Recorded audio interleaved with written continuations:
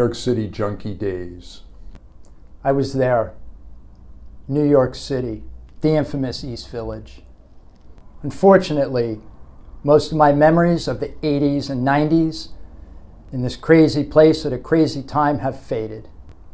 Years of alcohol and heroin abuse have taken their toll on how I remember things.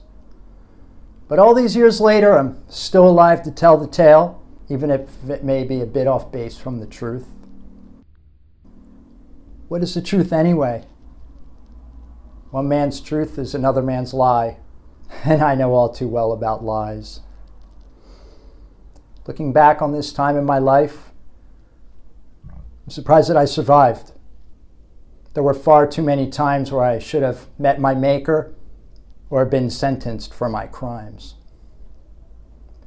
I've never seen myself as particularly tough, but apparently I am. I believe that a lot of what allowed me to survive this period in my life was sheer luck and a drunken guardian angel or two. It was a high price to pay, but sometimes the most painful and difficult experiences provide the highest payout, even if it takes years to collect the profit. This is my story. The names of most have been changed to protect the guilty.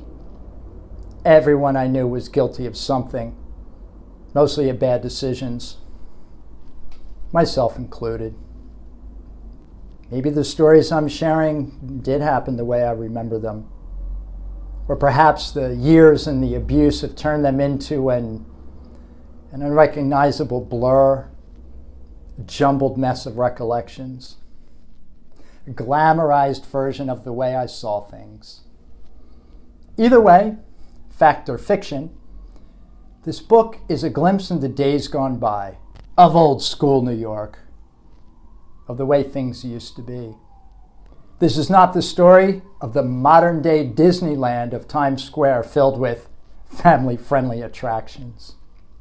Mine is from a time when Times Square was seedy, dirty, reeked of peep shows and X-rated full-feature films, way before the internet annihilated this genre of adult entertainment.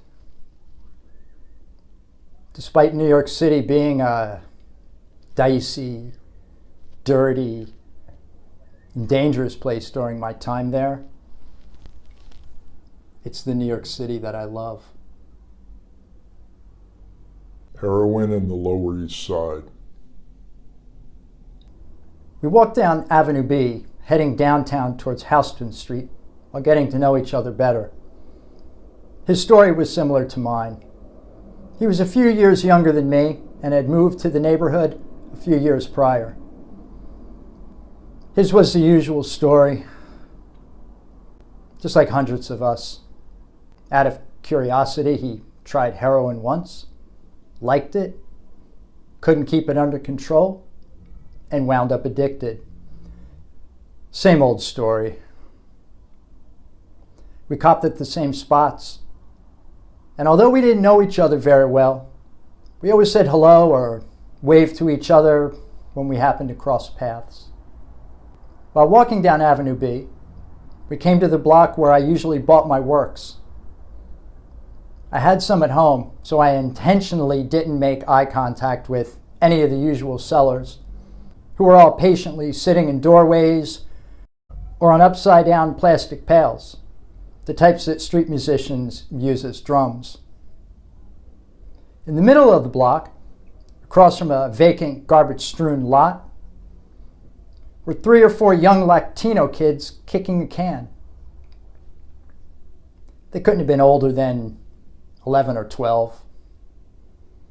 My friend and I continued talking and ignored them as we walked by their game of kick the can. Just as we passed them, one called out to us. "Hey, mister!" He yelled directly at us with the most angelic child's voice. "You dropped your heroin needle." He innocently pointed to the ground as if trying to be helpful. We both spun around and looked at the ground, and he and his friend started to laugh.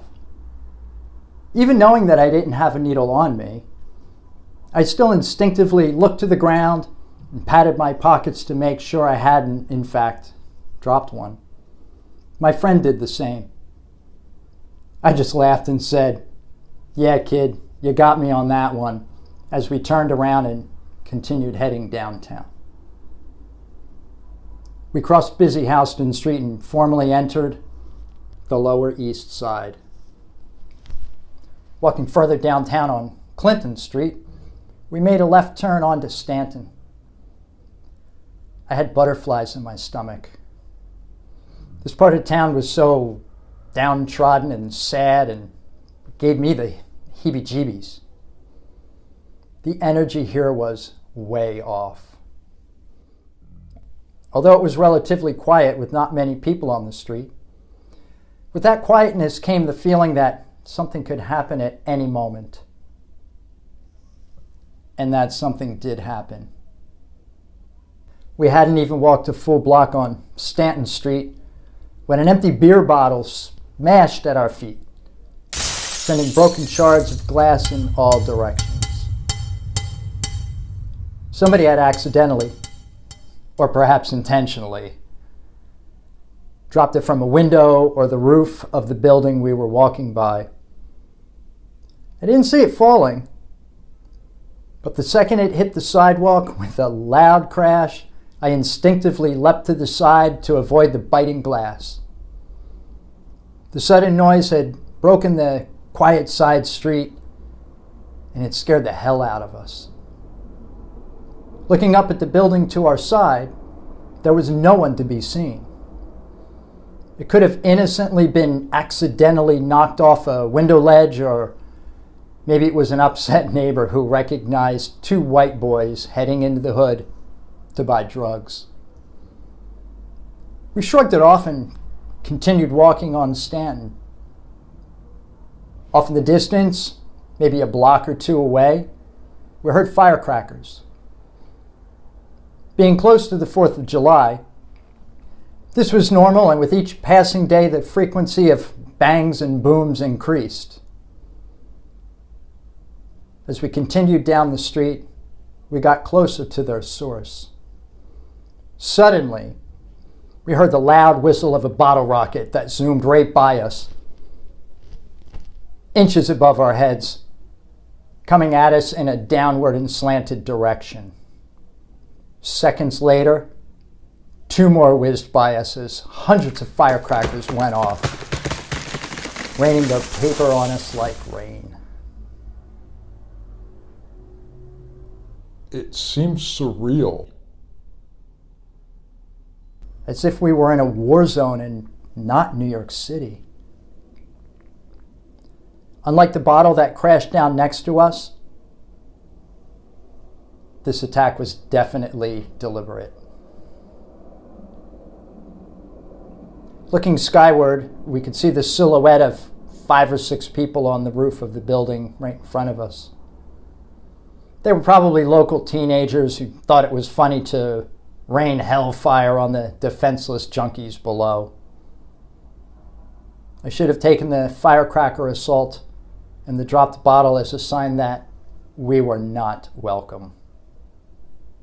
But the need for dope far outweighed any logic or common sense.